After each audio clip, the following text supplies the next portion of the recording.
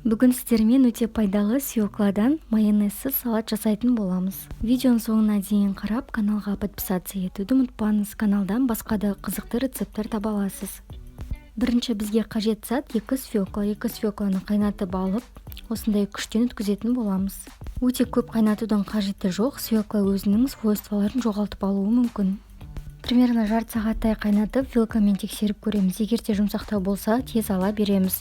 1 сағатқа 1,5 сағаттан асырып қойып қоюдың қажеті жоқ. Свекламыз дайын болды, енді ыдысқа саламыз. Майонез адам ағзасында май болып қалып қоятындықтан жарты бөлігі оны көп қолдана бермеймін. Қазір мұны свекланы салдық, енді мүйіз саламыз. Мүйіздің мен сарысын салдым. Егер қарасы қаттырақ ұнаса, сіздерге қарасын салсаңыздар болады. Және горох саламыз. Горохты ұнатпасаңыздар, салмасаңыздар да болады. Мен тойымды болсын деп горохты салдым. Және дәрігерлердің ең басты айтатын қағидасы, ол тамақтанған кезінде адам мучной мен қантты азайту қажет. Осындай көкөністер жеген пайдалырақ. Енді өздеріңіздің қалауларыңызша мед қоссаңыздар болады тұздың орнына. Ал майонездің орнына мен сметананы қостым. 1-2 ас қасықтай бөлме температурасындағы сметананы қостым. Сосын по вкусу тұз салатын боламыз.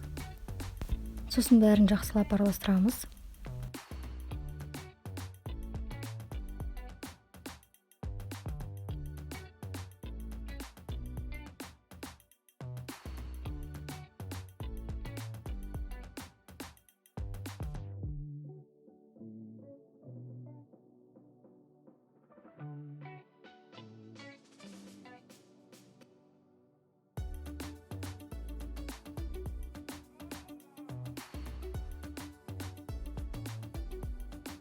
Салатымыз дайын. Қонаққа қойғанға немесе өзімізге обедке, завтракқа күшті әрі пайдалы салат болып шығады. Міндетті түрде жасап көріңіздер. Жасалу жолы өте оңай әрі тез.